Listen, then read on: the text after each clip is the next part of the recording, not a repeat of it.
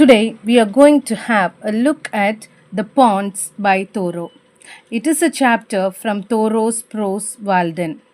This chapter is about the beauty of Walden Pond and how it teaches the importance of life.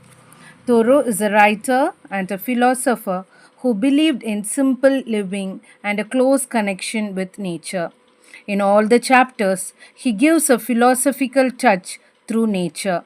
In this chapter, we are to explore Thoreau's description of Walden Pond, the depth and purity of the pond, change of pond as season changes, comparison of Walden Pond, and the philosophical thought behind his observation. First, let us see the description of Walden Pond. Thoreau lived in a small cabin near Walden Pond in Massachusetts, USA.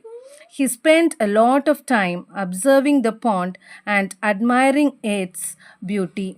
He spent hours of midnight fishing from a boat by moonlight. His attachment with the pond made him describe the beauty of nature or pond.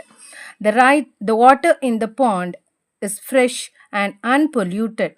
As it is in the forest, it is surrounded by trees and far away from busy towns. The water is so clear that it serves as a mirror of nature, which reflects the sky, trees, and birds and looks like a beautiful painting.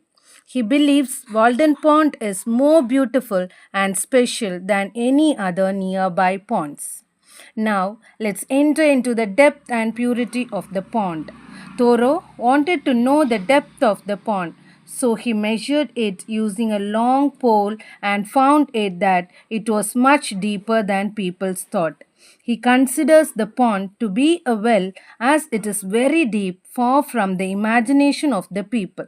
It is half a mile long and a mile and three quarters in circumference, and it contains about 61 and a half acres, and it is in the midst of pine and oak trees.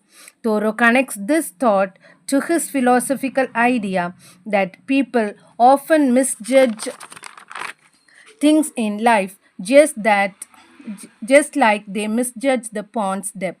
He compares the pond's depth to the depth of human thoughts because something looks simple from the outside does not mean it is not deep and meaningful. He also admires the pond's purity. The water remains clear because it's not polluted. Thoreau believes this is a lesson for human life. Just as the pond remains pure, people should live simple and honest life without being polluted by unwanted things. Now, let's see the change of pond as the season changes. Thoreau describes how Walden Pond looks different in different seasons. During summer, the water is bright and full of life. People come to fish and enjoy the pond.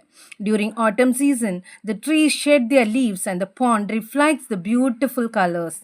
During winter, the pond freezes and people cut large blocks of ice to store for later use. During spring, the ice melts and the water becomes clear again, bringing new life to nature. He observes that just like the pond changes with the seasons, life also goes through different phases. Nothing stays the same forever, and change is a natural part of life. And Thoreau compares the Walden Pond to other ponds like White Pond, Flint's Pond, and Goose Pond, and all these ponds are in Concord region. While taking White Pond, it is in 9-acre corner and it is 2.5 miles westerly. And Flint's Point, he talks more of Flint's Pond. It is a larger body of water. It's about 2.5 miles south of Walden. It is beautiful, but it is exploited commercially, particularly for its ice. To Thoreau, Flint's Pond serves as an example of how nature, when seen merely as a resource, loses its deeper significance. His reflection on Flint's Pond reinforces his belief in the importance of preserving nature for its intellectual value rather than material exploitation. And while considering Goose Pond, it is a smaller pond near Walden Pond. It's a quiet and serene body of water often visited by hunters and fishermen.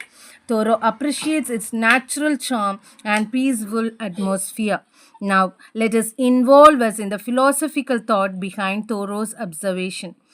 Though this chapter presents Thoreau's relationship with the pond, it has high philosophical ideas. The first one is, just as the pond reflects the sky and trees, we should reflect on our own lives and thoughts. Second is, the pond is beautiful in its natural form. Thoreau encourages people to live simply without unnecessary material things. And the third one is, the clear water reminds us to keep our minds and hearts pure, free from all negative influences. The fourth idea is, just like the pond changes with the seasons, we should accept the change in our lives. Through this chapter, Thoreau expects us to appreciate nature and learn from nature. Thank you.